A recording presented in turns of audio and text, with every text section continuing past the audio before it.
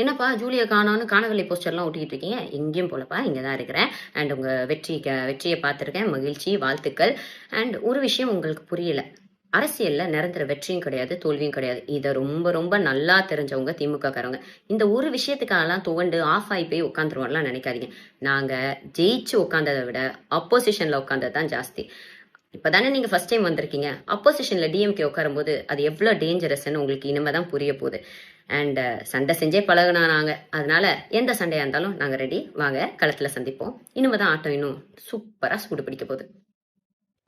எலெக்ஷனில் இன்றைக்கி விஜய் ஜெயிச்சதுக்கப்புறம் எல்லா பேருமே ஜூலியை போட்டு அடிக்க ஆரம்பிச்சிட்டாங்க அவங்க பேச்சின பேச்சுக்கு. ஸோ அதனால் இப்போ ஜூலியோ வந்து பார்த்தினா ஒரு வீடியோ போட்டிருக்காங்க. இனிமேல் தான் ஆட்டமே ஆரம்பிக்க போது, நாங்கள் எதுக்கும் பயப்பட போகிறதில்ல, இனிமேல் டிஎம்கே பார்த்து நீங்கள் தான் பயப்படணும் அப்படின்னு சொல்லிட்டு வந்து பார்த்தோன்னா இந்த வீடியோவில் சொல்லியிருக்காங்க. கீழே தடிக்கி அடிபட்டு விழுந்தாலும் மீசில் மண் ஓட்டலன்ற மாதிரி தான் ஜூலி பேசுகிறாங்க. ஸோ ஜூலி மட்டும் இல்லை, டிஎம்கே சார்பாக எல்லாமே பார்த்தினா இதை தான் சொல்லிட்டு வராங்க.